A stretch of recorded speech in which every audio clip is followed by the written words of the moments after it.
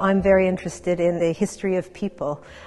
So to come into a church, you look at the monuments and the memorials and you read these names from the centuries, and you can just relate to those people who've been here before us, and it really sparks your interest. You want to find out more about them. What were their lives like in the past? What was the community around this church like in the past? How has it changed over time?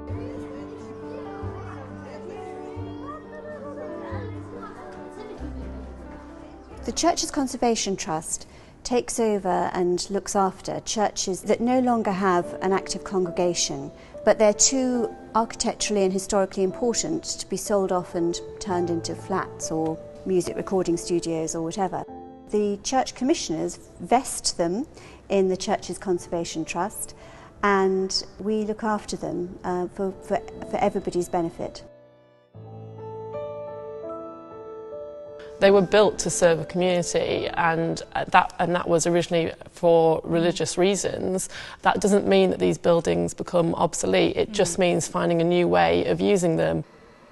You're immediately making it more accessible, because there are certain audiences that perhaps would be a bit hesitant about coming into a church, because it would be coming into the unknown.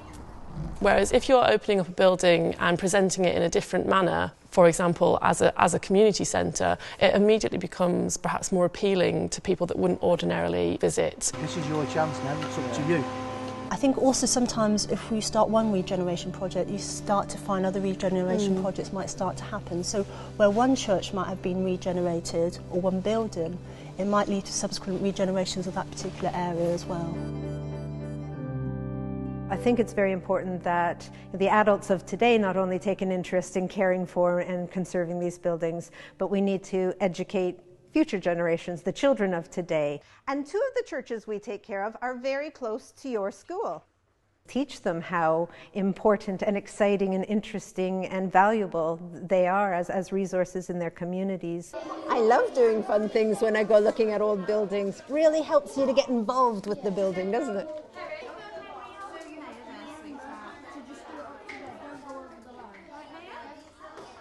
A few months before Christmas, I received an email from the head teacher, Mrs. Wells, saying, "Kelly, our theme for the next little while is treasures." What we offer to schools is a bespoke program of learning. So very rarely do we go to the school and say, "Do you want to do this?"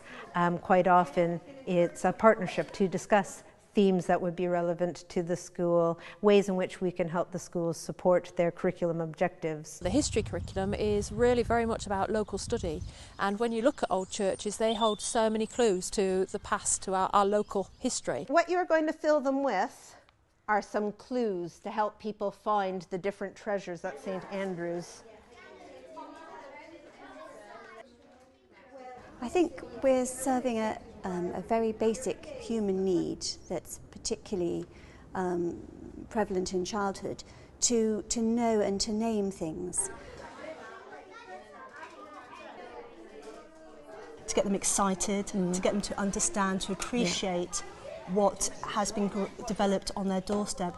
And that's not just history, it's also what craftspeople were involved in developing these buildings, who financed the buildings, what their part is in history.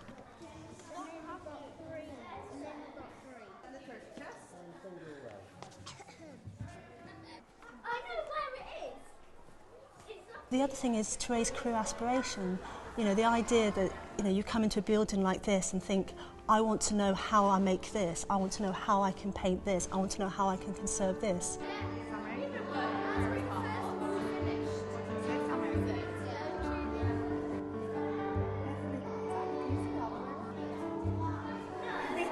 Anything that I can do to excite children and adults within our buildings is just, that's, like we said, the meaty bits. Yeah.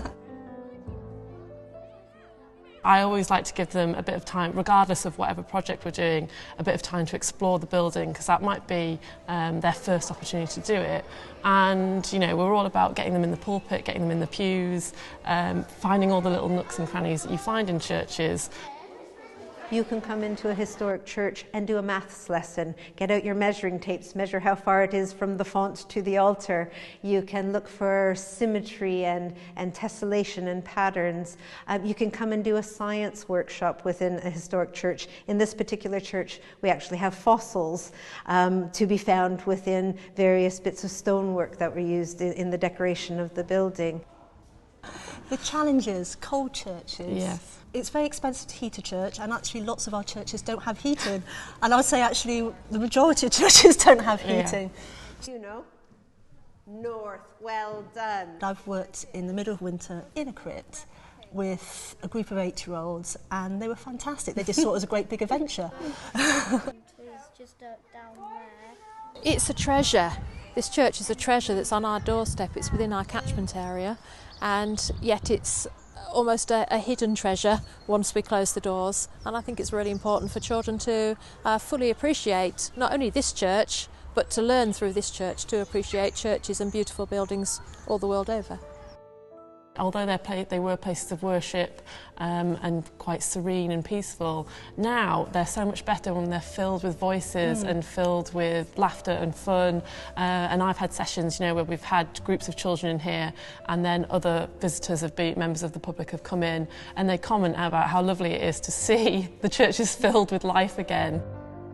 Historic churches do make the most magnificent classrooms. So yes, I would encourage any teacher to get in touch with their church's Conservation Trust Heritage Learning Officer to get their students out into our churches to see for themselves how wonderful and inspiring the buildings are.